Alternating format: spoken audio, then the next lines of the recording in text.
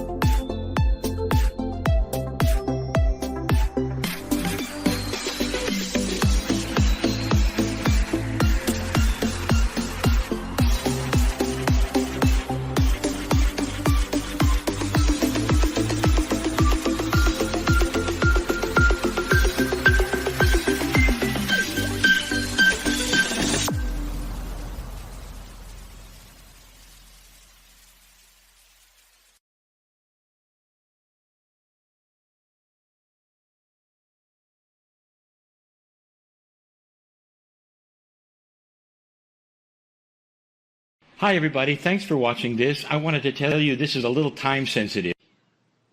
Greetings, dear ones. I'm Kryon of Magnetic Service.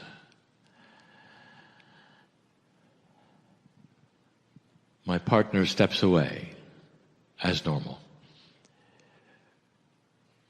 And what is left from the best of his ability is a clearance that allows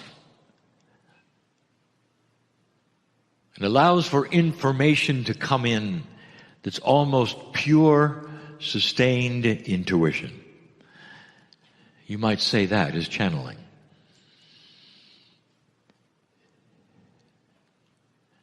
It is the fourth channel, as I say, of the series which you call Discovery. And so this discovery is going to be entitled The Immensity of the Old Soul. And I'm going to paint a picture and give a list of why it is that we say that there is so much here in the room, those listening, when we say the word old soul. Because history is history, and because the human race itself has developed a consciousness which is fairly low, the old souls really don't know they're old souls. There is an intuition that will tell them they are, but they don't have the proof of it, for they don't remember. The human being comes into the planet with a consciousness that is not complete. And we have said this before. This is the teaching, that a higher consciousness is something that you are starting to evolve into. And we have given you some of the attributes of that evolvement. But it isn't here yet. It is only beginning.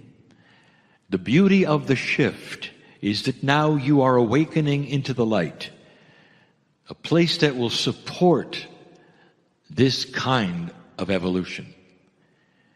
The evolution of wisdom, compassion, love, knowledge, into something that we have seen before in other parts of your galaxy. We have seen it. We tell you it is there. Its ability for humans is there.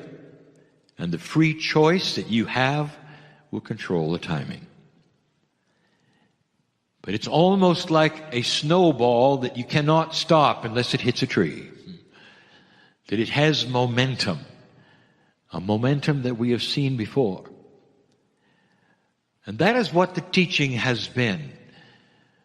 But dear ones, you arrive on this planet with a low energy that doesn't remember this. None of it. You may have lived 1,000 lives. You may have had all of the knowledge, the wisdom that 1,000 lives will give you, and you awaken and it's a blank. It doesn't carry in. Because that would be a high consciousness. And that is something that you will develop. Children being born generations from now will be totally different than when you arrived. They will be totally different than the children that are arriving now. So different over a period of time that history will take a look and rewrite some of the things they thought they knew about consciousness itself, about discipline for children, about education. What do you do with a group of children that start remembering how to read before they're ever taught? What do you do with a group of children that seems to intuitively know things they've never been shown? This is the evolution of the human race. And that is that the wisdom from the past lives that they may have had, whether it's 3 or 3,000, starts to show itself very early in their lives. You're not there yet. But in some ways you are. For in this group of listening old souls, all of the knowledge and the wisdom of the past and what you've learned that works and doesn't work is inside you. And so, as we said early on, old souls alive right now are beginning to have the sparks of remembrance. But I want to tell you what you're remembering. I want this to be a celebration of the immensity of the old soul, of the strength that is presented here in the chairs and those listening that call themselves old souls. Beyond your wildest expectations of who you are. It's a celebration. It's not a teaching session, not now. This is a meditation. It's a celebration. I want you to listen. Don't space out on this one. I want you to listen. Imagine for a moment that human beings could be brought back from any time in history, reanimated at the highest level that they existed in, no matter what age they were. They could be brought back. And you're going to select who is going to be brought back, and you're going to put them around a round table. Let us start with the leaders of the centuries. Let us start with the finest politicians that ever lived, that became leaders, presidents, prime ministers, even kings, that were beloved by those around them for what they could put together and do. Kings in the past that were kings for tens and tens of years because the people loved them, were careful of their health, wanted them to sustain the realm because they were so good at what they did. They existed. Leaders of countries who were so beloved because they knew what the people wanted and they loved the people and understood the people. They existed. Presidents and prime ministers where the people wished they could continue and continue because they were good at it and because the country was never more prosperous than at a time when they existed. They led well. They understood well. I want you to examine how many would there be? A lot of them. And you're going to bring them back. One by one they arrive with everything intact they ever had. This ability to sense how to arrange things, to make things work in a benevolent way so that those who elected them or those who were subjects of them would say, I hope this man or woman lives a long time. And here they are, and they take their seat at the round table. And now they're looking at you. They want to know why they're there. And you say, wait a minute. There's another group. And the next group are going to be the finest philosophers that ever existed. The ones who could think above those who could think. Who are profound in all that they did. And they take their seats at the table. And every generation has had them. Even the history before history had them. And they look at the kings and the leaders. They say, it's quite a group here. We'll philosophize about why they're here in a moment. What are we here for? And you say, wait, there's another group. And you involve the artists and the songwriters of time who wrote the most prolific lyrics about love, beauty, the ones that made your heart sing. And they come in one at a time and they take their seat and the table gets larger. Automatically, by the way. The more who sit there, the larger the table becomes. Group after group of the wisest and the best. And the last to take their seats are the masters of time.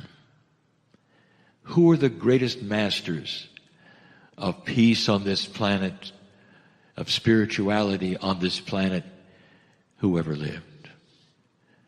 Ones that could change physics with their minds, heal people at a touch, or perhaps just had the mastery attribute where the people loved them for their wisdom. And they show up and they take their seat. Now you have a table brimming with amazing wisdom and power and grace, knowledge and wisdom, beauty. They look at you and they say, what are we here for? And then you said, I want you all together to guide us through the next millennium. I just gave you one old soul. One old soul. If you've lived thousands of lives, you've been at least one of those. Maybe two, maybe even three. Can you imagine it? If you could imagine that group around the table, given that which is the directorship of the planet, can you imagine what they would bring? Number one, they remember everything. They remember why war doesn't work. Because they've lived so long and there are so many of them. They don't forget it like you have. They remember what doesn't work, and the collective and the esoterics, the eclectiveness of who they are comes together for solutions that are elegant and beautiful and make sense and are loving. This round table of souls from the past. Who are you? If you had to build a list of the strength of the old soul, what would the list look like? Well, it would be long, but we'll just give you a couple. What are you an awakening to? And we'll give it to you in a hierarchy of importance, and we never do that. We always tell you our lists are going to be in a circle, and there's no hierarchy. There is this time. Look at it and remember it. And then you'll understand the importance of the strength of the old soul. The greatest strength in this list, number one, they know they are worthy. Have you heard that before? There's no question, if you interview every single one of them, they know they're worthy. And if you said, wait a minute, I've heard that artists are a little dysfunctional, and you've got some on the panel, ask the songwriter who's written the songs of history, are you worthy of writing this music? And they will say, yes, it is inside us. It is our conception of beauty and God and the heart. We are worthy. Ask us to write a song. That's the kind of worthy they are. Ask the kings and the leaders, are you worthy? They'll say, yes, we are worthy to lead the country, to realm, to be kings of the realm. We know what we're doing. Ask them.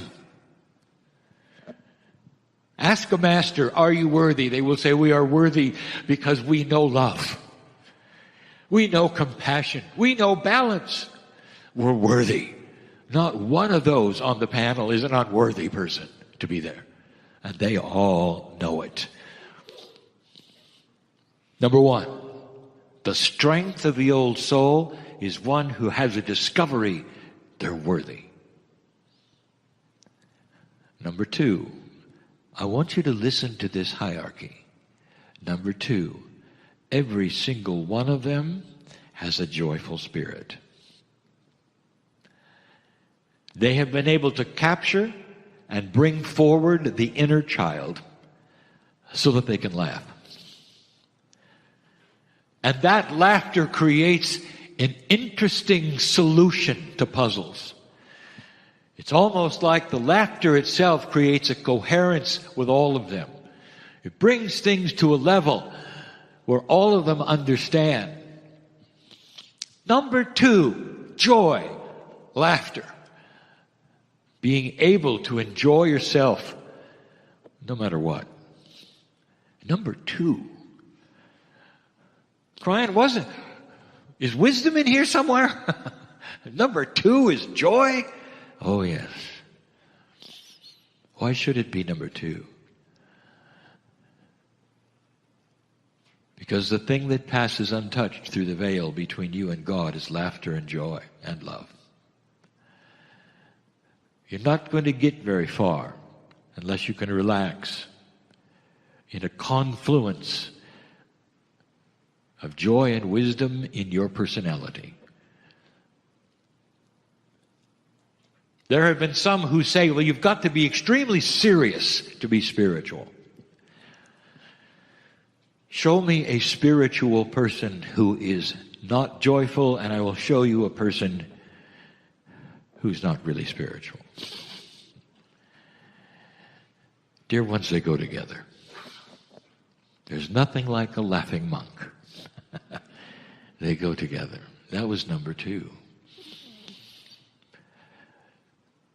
Number three, experience. And this is the one that will then create wisdom. Every single one on the panel, been there, done that, knows what they're doing. Did you hear me? Knows what they're doing. They're worthy to do what they do. They wouldn't have been leaders, loved by their people, having abundant countries, knowing how the economics work, having a balance. They wouldn't be able to do that unless they knew what they were doing.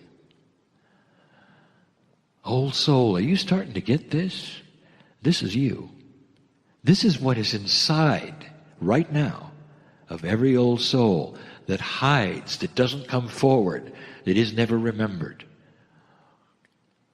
That's the strength, the amazing strength you have. It's more than awakening to light. It's more than awakening to the knowledge that God is good. It is bringing forth in an Akashic way, knowing what you're doing when it comes to producing these things that are called compassionate action, which, by the way, is next. Number three, experience. Can you imagine how much experience is around the table? Can you imagine how much experience is in your Akash? Can you imagine a system that remembers every single day of every single life? Is it possible that your DNA could store that much information? And the answer is, oh yes, that and more. What if you could tap it? That means you could pull upon experience and you'd know what works and what doesn't work. Over and over, to the point where you knew what you were doing. You'd have intuition that knew what to do next because you know what doesn't work. That's wisdom. Call it whatever you want to. That is a wise human being who makes good choices. Been there, done that. Can you imagine what you have inside you? Wouldn't you like to just pull upon that to know the next step, right, wrong, what to do, where to go? You may not know the future, but you will have intuition on what doesn't work. You'll be able to sense it and feel it and know it. Just like the leaders did, the masters did, around the table. Number 4 is compassion, but it's not compassion, it's compassionate action. These are words put together for the first time. You haven't heard them before much in the last decade or so. And it's difficult to explain. If you have compassion, you have an emotion. It's a beautiful emotion. In fact, it's an elegant, elevated, and evolved emotion. If you have compassion for a situation or for another, you have empathy for them and you feel the situation. And many humans have compassion. You have compassion for other humans, for the animals, for the earth. And you can stand around and you say, I'm a compassionate being. But let me tell you what compassionate action is. It's the next step after feeling compassion. Compassionate action is compassion then with something that goes with it, an actionable item. And that could be the knowledge of how to pray for it, how to work with it, what to say to those who are experiencing it, seeing an overview why something happened, having then insight into the compassion that you would have, and then having an action of it. What to say, as I say, how to pray, how to meditate, in order to then work with that situation that caused the compassion. The masters, that's what they do. That's what they have to offer around the table. For each one of them could see a situation in a human life. Some of them were able to touch somebody, and that somebody felt the two-way connection between them and the master. And they were so appreciative that they had somebody who understood and they were not alone anymore. Can you do that? If you have compassion for the earth, you can pray for the earth. You can connect yourself with nature and be part of it, doing something around just being compassionate. Sometimes, dear ones, too much compassion will create sorrow, and you know what I'm talking about. That is an unbalanced compassion. Compassionate action is understanding and seeing, not becoming part of it, but knowing what to do. That was number 4. Number 5, self-balance. Every single human on the planet goes through cycles. And the cycles are not light and dark. Call them what you wish, but they are cycles that are common to all humans. Sometimes you feel good, sometimes you don't.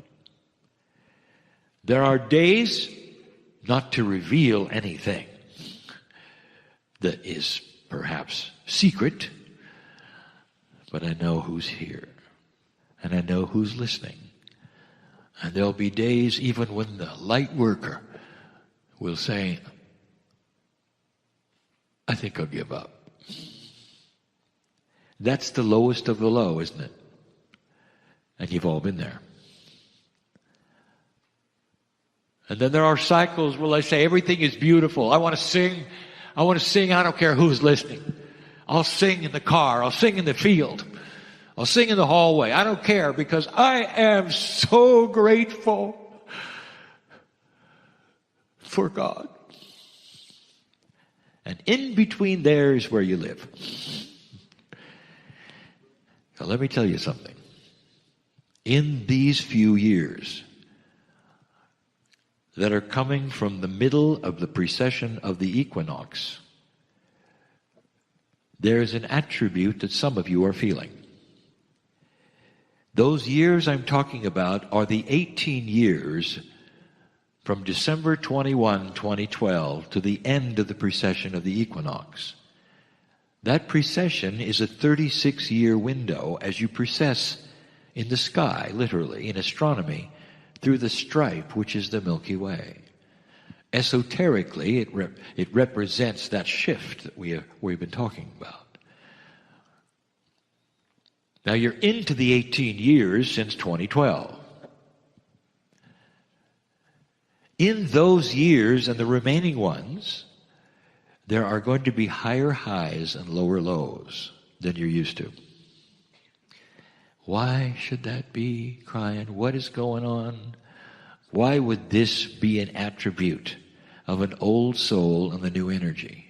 And I will tell you, dear ones, because the limitations have been removed of how high or how low your free choice will take you. And the reason is because with the limitations removed, an old soul who finds the spark of enlightenment will now go higher than they've ever gone before. A self-balancing old soul will recognize that when they're in depression for a moment or two, they don't have to call their astrologer. Astrologer, you know exactly what I mean. You don't want that many calls. In other words, you self-balance. You'll know that if you can wait it out, that the light always comes back. It always comes back. And the more you self-balance, the better you are at it. The spark says, I am self-balancing. It's important that you balance to a point where you stay balanced and others will see the balance no matter what. Even on this stage today, the teaching has been there from several of your teachers that say that others will have chaos around them and they'll see you walking through a situation balanced without drama. And eventually, after the chaos is over, they'll come to you and say, how do you do it?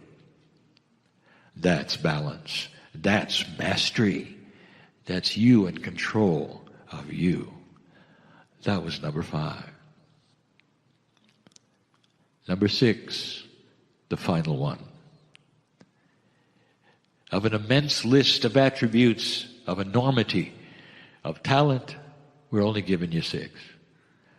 And the last one is that the old soul learns how to create their own reality. And so they never fear the future.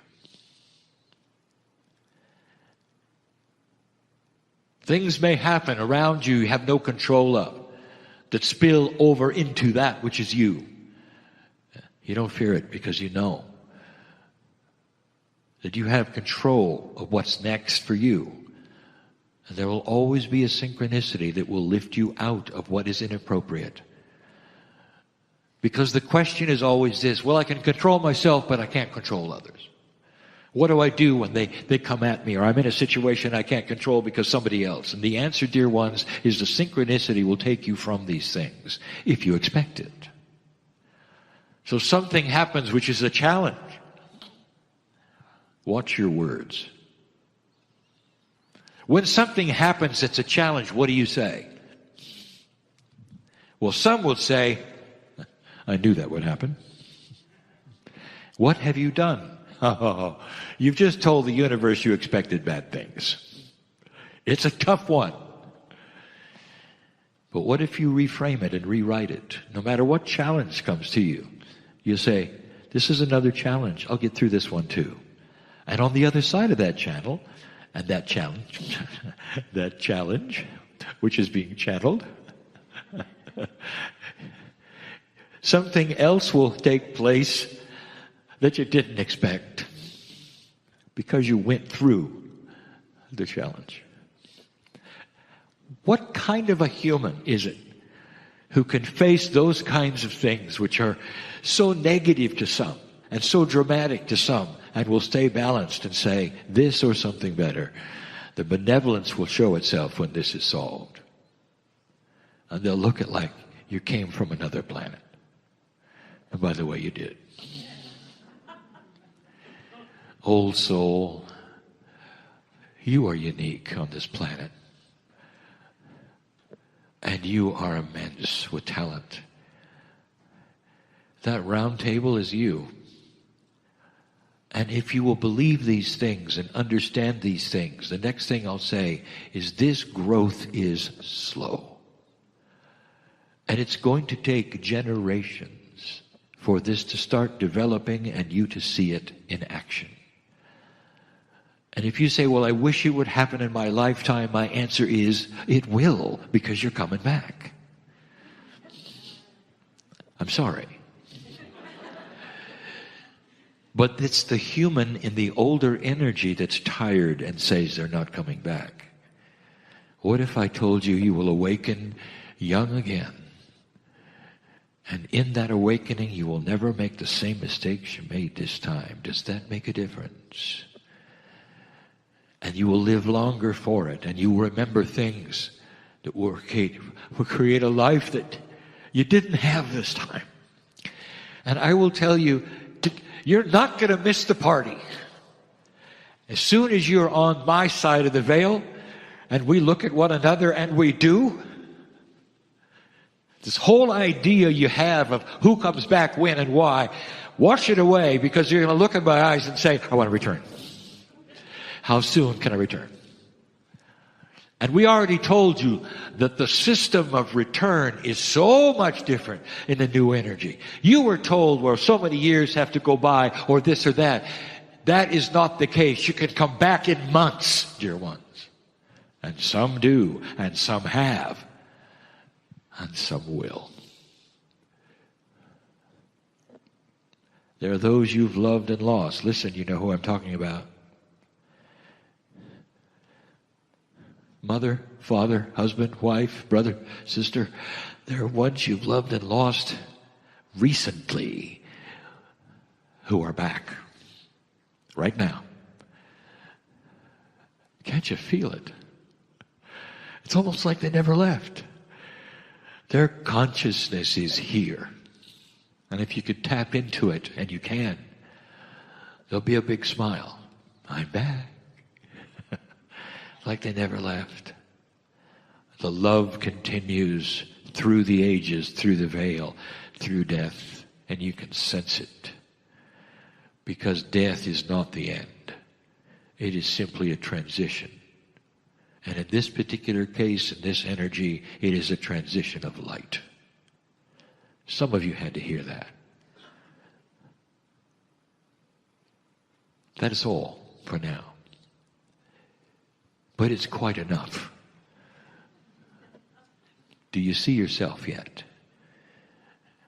If you don't, I'll tell you something. That's how we see you. Why would we see you any different than you see yourselves? I want you to break this paradigm that keeps you in the dark and start to recognize what's going on. Dear human being, I'm in such love with you for what you're about to do on this planet, in this life and the ones to come. And so it is.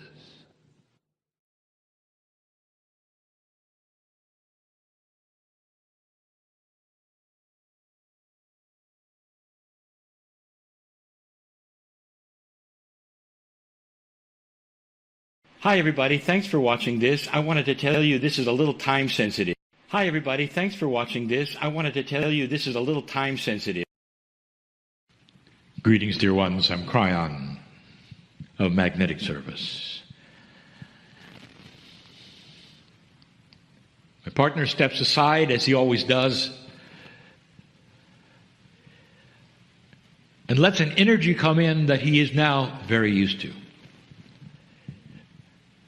Uncertain of what that energy will say, but certain that it's pure, accurate, true, loving, compassionate, benevolent, and part of a greater system that is partially hidden to the human beings who listen. And the partially hidden part in the past has always been the fear part. Anything that hides must be bad, according to old human nature. Why hide it if it wasn't trouble, they say. And the human beings who feel that way have missed it completely. Why do you wrap presents, put them under the tree in this culture for your children? Are they going to open it and find a snake? You have something for them that is beyond what they know, and at the right time it is presented. And until then it hides. And this is very similar, dear ones.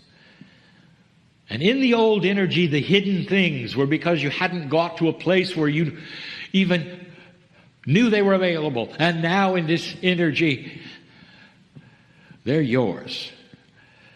I'm going to talk about that a little bit more tonight. But in this system, if you want to call it, there is a grandness of discovery that for some of you is not so grand. Because you really haven't let yourself see it. You've covered yourself with a cloak. That is humanism. The one you were born with, the one your parents told you was there, the ones that the circumstances in your life have created, that you accepted, the ones that you talk about. Not understanding that it is a shell that you can break through anytime you want. And start to understand the potentials of what really is there. As you walk through life, all manner of things are brought to you that become challenges because they are not the things you expected, or they interrupt the flow, or they create sorrow. There are frustrations for all those who are humans. And that is because you live together with free choice. Anyone can go whatever direction that they wish. And if they don't even know that, they will go a direction that their body will go. And in that, of course, there will be confusion, unexpected things that take place, sorrowful things, joyful things, benevolent things. It's a mixture, isn't it? As my partner says, some believe they walk around rolling the dice. What will it be today? How will it be tomorrow? And that is like saying, I'm not in control at all. And the dice I have in my hand that I'm about to roll creates chance. And that's what I'm going to get because I'm not in control.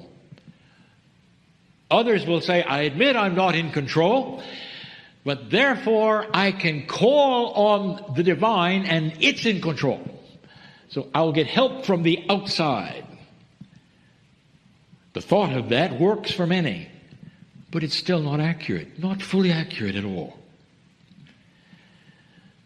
The truth is this: inside you is the ability to break the wall completely and see, perhaps for the first time, a new system. And it is new. Since 2012, it is more available than ever before. The last channeling we gave before this one, very last one, was about your DNA and what has taken place with it. It talks about something that we rarely speak of. The fact that the human being is starting to develop a consciousness through its DNA that is multidimensional. You have been linear in your thinking, in your expectations, in all the things that you have, even spiritually. You have been so linear for generations and generations, thousands of years. And suddenly, there is a shift.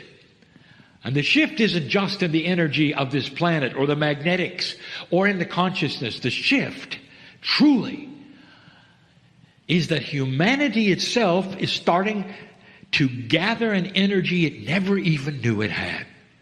The way you think is becoming different. What would it be for a human being to have multidimensional consciousness? And the answer is multi-layered, for it starts in one area, it goes to another and graduates to another. When you start becoming a multidimensional thinker, you think out of all of the paradigms that you were ever given. Tonight I'm going to tell you about a library. It's a metaphor for something else. And this is going to show you the power truly that is inside each one of you. What if you're not what you thought? If you could throw away all the paradigms that you were given, what would they be? How about the paradigms of aging? What about the paradigms of health? What about the paradigms of what the doctors tell you? What about the paradigms of the scientists who tell you how things happened on the planet? What about what you learned in the textbooks in school of who you are and how you got here? What if I told you that every single thing I just spoke of, you learned incorrectly? And you learned them incorrectly because it's the best you had. It's where human nature and the mind even of a brilliant scientist will go. In an old energy that has nothing more than linear thought, linear evidence. And suddenly you don't. You're going to have something open up that even goes beyond time itself.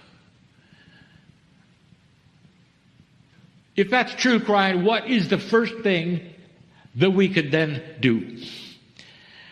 Show us the staircase we need, one at a time. Dear ones, if you become multidimensional, there can be no more stairs. For becoming multidimensional, even a little, is something that requires you to see the stairs as one object, and you go in both directions, sometimes even sideways, in order to think out of this box of linearity. But I'll tell you the one thing that would help the most is to rewind for a moment, as much as you can, to the happiest time in your life. Some of you were children for that time, others were not. And no matter what has happened in the interim, that you would capture that for a moment and put it right back where it belongs on you today. And you would say, I can't do that. Too much has happened. There's too much water under the bridge, Kryon. And I would say to you, oh, dear ones, how linear you are with your water. Under the bridge, going from one area to another. Aging. Climbing that ladder of disappointment and frustration and sorrow that so many of you just have so much of. And we'd say instead, there is something special for the rest of your life, if you want it. And that specialness has to come from you peeling that onion of awareness. The onion is old. Been in the refrigerator too long. And you're going to start peeling it. And in that you will then see that there is more. And in the process there will be some tears while you peel the onion. But I'll tell you what happens as you peel it. You start revealing truth. And the truth you see is not what you tried before that didn't work. The truth is not what you expect. And the first thing you'll start to feel is peacefulness. You might wake up in the morning and say, something has happened, I feel too good today. With all the things around me that have happened, or all that's going to happen, or what I have to do, or what I think might happen, I feel pretty good. And you'll start understanding and realizing what's real and what is not in your life. I was asked a question just a couple of days ago in Channel. What are people going to do with the circumstances of their life? How are you going to feel good when you have all these things, these circumstances? And my answer was, the circumstances are what the humans have created. Get rid of the circumstances. That's what you did. What's your reaction to it? How are you feeling? Are you depressed? Do you fear it? Do you think it's coming back? What's the frustration? And all of those words I just gave you are humans reacting to what is around them. So circumstances are what humans create. There's not the reality that is around you. What if you took what is around you and reshaped it and reframed it? I know this is not something I want. This is frustrating. I have a team with me that is divine because I have a soul and a multidimensional self which is beyond any of this. I will not be frustrated and add to this, which will then eventually age me. I will not accept anger in this because all things happen for reasons that I don't know. I will hook to that which is divine and be thankful for every day. My chemistry will change because of it. And I will last a lot longer than my doctor said I would last. My chemistry will chase away the diseases that want to attach to me because I worry, because I'm afraid, because I don't have that which is the child anymore. That takes courage. It takes courage to say it, to believe it. And there will be those who leave the room and say, well, that's Pollyanna thinking. If you think something, Kryon says, well, you're going to get it. Why don't you give it a shot and find out if what you expect and what you think and what you cognize and believe might actually change the circumstances around you. Dear ones, you're entering a phase of humanity that is new and different. And some are starting to feel. They're waking up and saying, something has changed. I feel too good. I'm having a good day and I didn't think I would. Perhaps I should change my expectations. It seems that if I expect a good day, I'm getting a lot more of them. It seems that I'm not fearing as much. I'm not disappointed as much. I'm not frustrated as much. Some of the same things are happening with every day. And the same people are in my life doing the same things. And somehow it's bouncing off me. And somehow I know that I am beyond all of it. And my reactions have become more benevolent and understanding and compassionate. That, my dear human being, is becoming multidimensional. For in that multidimensionality is a buzzword you're going to hear more about than ever before. The confluence of compassion. More than coincidence. You have coherence. Coherence of thought that matches the Creator. As you become multidimensional, you start to bring on the aspects of the divine within you. The coherence is with the other side of the veil, finally. Without ever having to go to a reader, a minister, a priest, anyone that is outside of yourself. And instead, you feel it, and the connection is there, and you don't want to let go of it. And it's not going away by itself as long as you keep peeling the onion and expecting the benevolence of God inside you. This is the truth. And the masters all over the planet have given you the same information. But now, you're the master. You're the one who can sit at your own feet. You're your own ancestor. You're awakening on your own. This is the challenge for those coming from the old to the new. Let it be so this day, that there are changes within, seeds being planted of potentials for a longer and grander life than you ever expected you'd have, no matter how old you are. I'll be back. And so it is.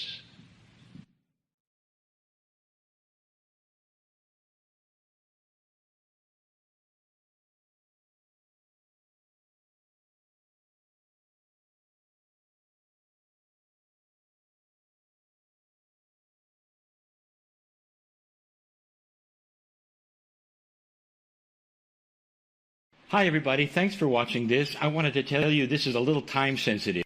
Hi everybody, thanks for watching this. I wanted to tell you this is a little time sensitive. Greetings, dear ones. I'm Kryon of Magnetic Service.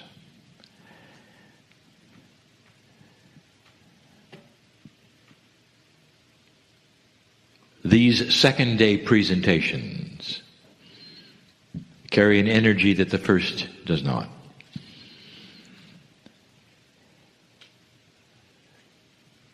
And quite often the channels are different.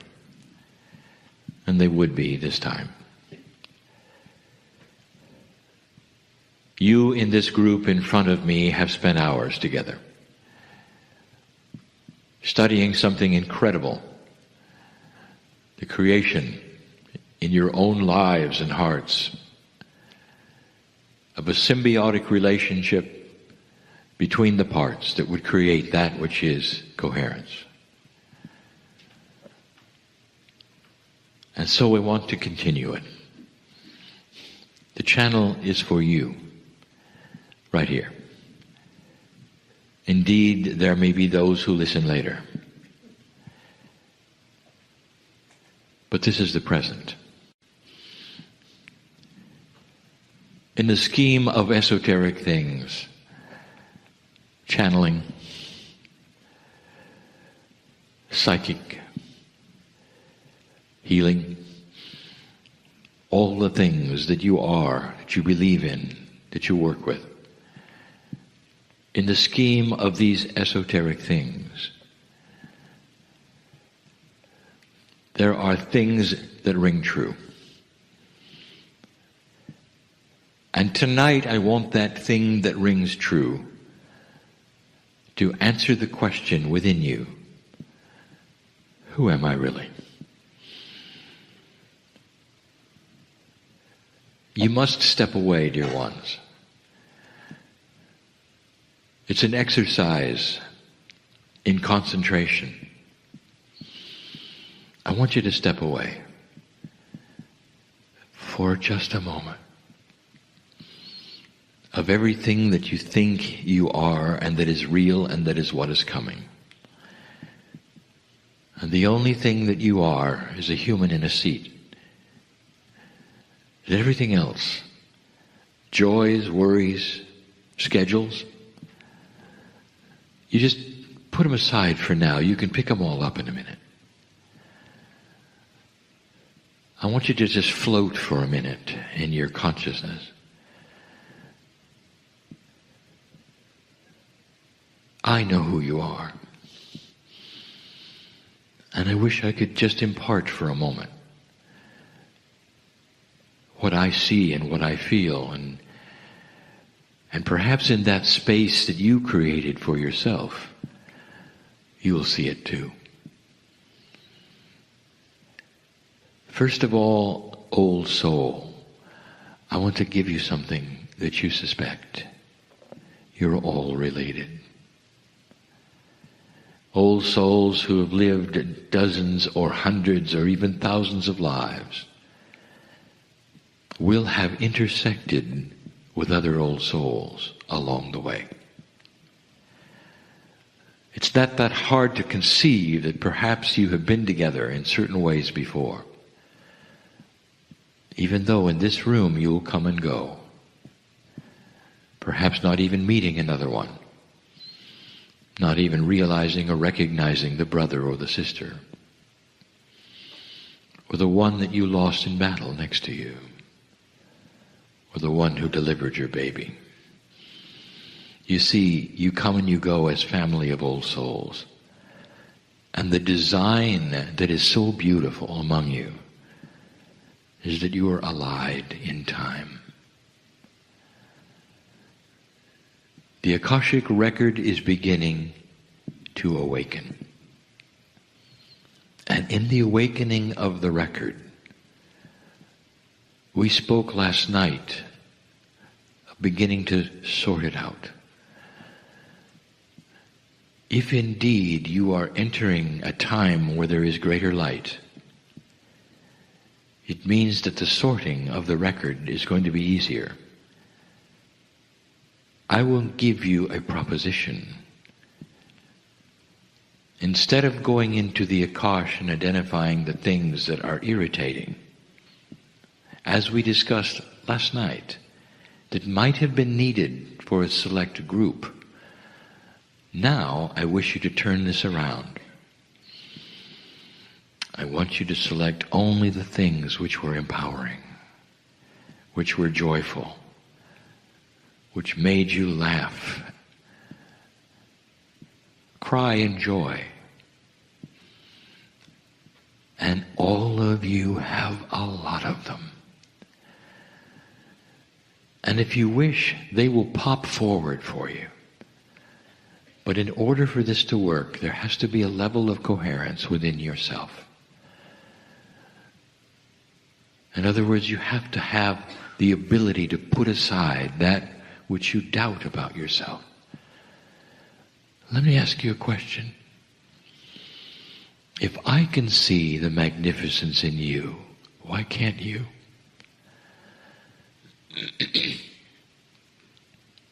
It doesn't make sense at all that you would be in the dark when you have so much light. One by one, dear ones, you can pull out these magnificent, wonderful memories. All of you have been each gender.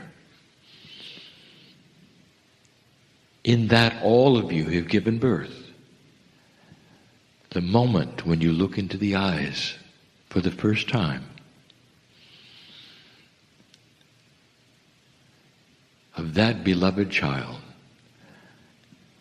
there is no description of the feeling. And I want you to develop that. Pull that out. How many times have you been a mother? How many times have you gone through that? Do you know that it's cumulative? Do you know that joy is cumulative? Do you know that light creates light? And as you pull these things forward, one by one, the most benevolent things that have ever happened to you, as you pull them forward, if you can, if you will,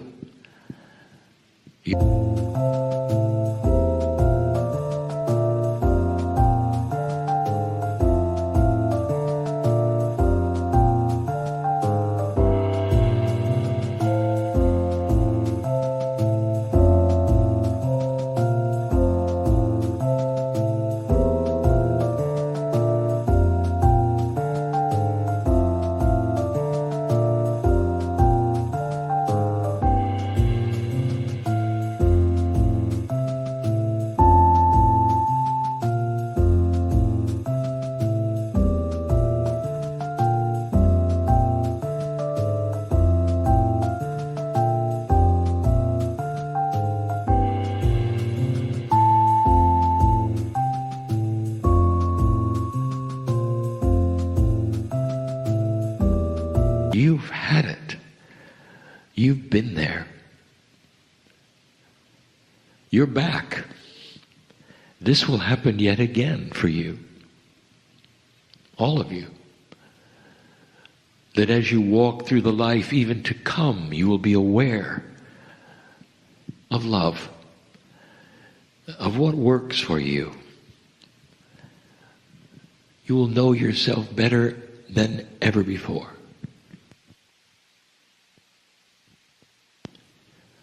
There is so much else. The camaraderie of friends. When you sit together around a table, you laugh so hard, tears run down your cheeks. Because you're so joyful. You're having so much fun. And all of you have been there. Lifetime after lifetime, I want you to pick out the best things that have ever happened. The most wonderful memories you know are there. So joyful, so much fun, so profound. This is the beginning of the creation of light from your Akash. starting to remember the good things. And the reason you can is because you've started to identify what isn't good. In the past, dear ones, as you cherish these things, let me tell you a story. In the past, the Akash has almost been freewheeling. You haven't hit an energy yet on the earth until now where you could mold it, decide what to remember, what not to remember. And in that process, the Akash often brought you challenge instead of joy. The lower the human consciousness, the more the Akash will bring you low consciousness. The higher the human consciousness, the more the Akash remembrance will give you light and help you to remember who you are, the magnificent things that happened, the contests that you've won, the accolades that you've received, the joy that is in the eyes of the people around you when you tell a fun story.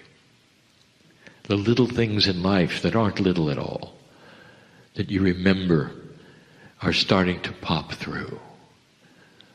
And they're starting to make you remember that's who you are.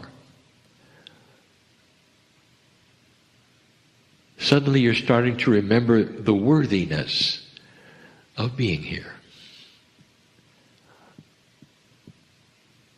The challenges you may have are so diminished compared to this. Some will ask, well, what good is this?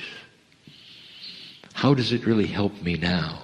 I want you to suspend this for a moment while I tell you. The more real you can make this, pulling out that which you know has happened, that is beautiful. The more you do that, the more the cells of your body, the DNA of your body will resound and agree. And again, I tell you this, the residual of your magnificence as you do this will remain with you. And that is going to help posture you for solutions to everything you brought here today as a problem. The more magnificence you can remember about yourself, the easier it will be for self-healing, for self-worth, for changes in attitude and changes in body. You may think you face things that you cannot correct because you've had them too long. That's just false. Because this is an energy that is going to promote benevolence, light, and positive thought. Therefore, the more positive things you can pull forward from your experiences of lifetimes past, the better the accumulation will be of your self-worth, of your ability to know who you are. I know who you are. I am astonished at what you've done, what you've accomplished. Old soul, every time you come into the planet, every time, there is a layer of what you've done and who you are and what you've been, and there's growth. That growth itself has brought you to the room. I'm talking to those here. Has brought you to the room to sit and listen and be, to experience the confluence of coherence. That's who you are. You're smart enough to ask the questions. Who am I? You're smart enough to say, I want to be here. I'll spend the resources to be here. And that means there's something inside of you that knows that here is with old souls and family. And that just being with each other for a few short hours starts to enhance your life. You've already seen it. You've already admitted it today. Even across the room, a field is felt and generated. You start to feel each other's joy. You start to celebrate each other's victories. And all of the negative things simply fall on the floor. They don't even hold any energy anymore.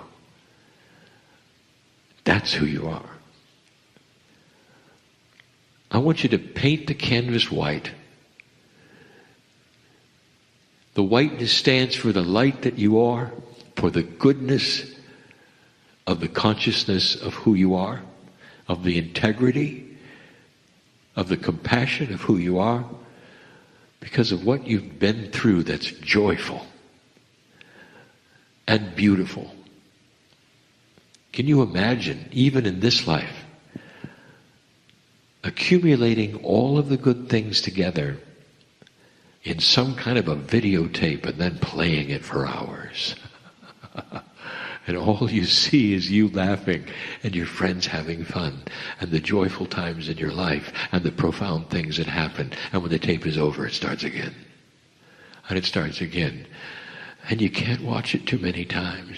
You watch it forever. And now you know what I'm doing. We're building our own tape so that you can pull it out, that residue. And when you're down, you can start playing it. Because you deserved it. It's you. These are not stories that somebody made into a movie. It's you playing what's happened to you. That is profound. An accumulation of the light that you've created over centuries, dear ones, affects the planet now. Everything you're doing right now, you think is for yourself, will affect the planet, is affecting the planet, and is the new way. Akashic remembrance is starting to favor light. It's going to change things. It'll push at you things that you didn't think about. Why don't you do this? Remember when you did it before? It was successful. Why did you do this? Remember when you did this before and your body changed so much? It was successful. Remember this and you did it before and you slept all night long?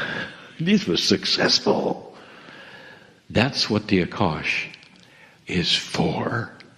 Why is there an Akashic record at all? And the reason is because it is designed to feed you the things that are positive and helpful for your consciousness, for your health, for your lifespan. That's what it's for. And a human being that starts to work in the new energy and starts to have increased consciousness has got a tool they did not expect. The Akashic record will push at you the best things that ever happened and make you remember not only who you are, who you've been, but what you can do again.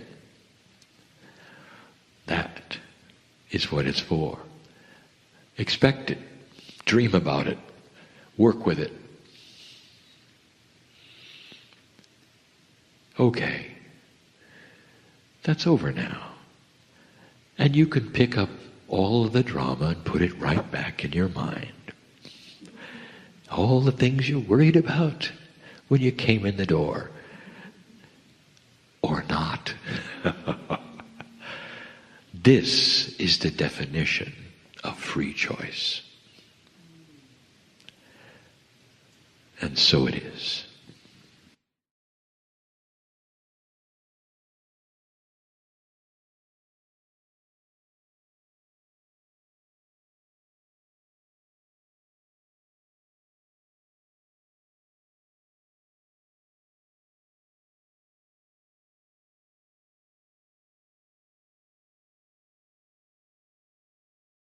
Hi everybody, thanks for watching this. I wanted to tell you this is a little time sensitive.